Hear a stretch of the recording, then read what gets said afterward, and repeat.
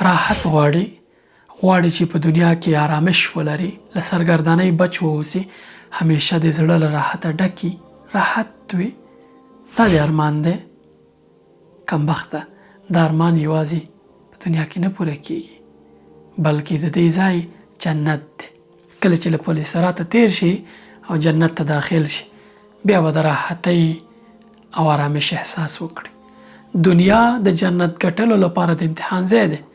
په دنیا باندې مه ډاډه کېږه چې ته به راحت ولري. زحمت وباسه، ستړیا ګاله، عبادت کوه، خیر کارونه کوه چې جنت وګټې، بیا به دمه شي.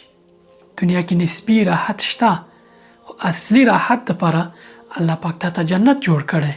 ته په دنیا باندې مه غولېږه چې هغه ابدي راحت له لاسه ورکړي.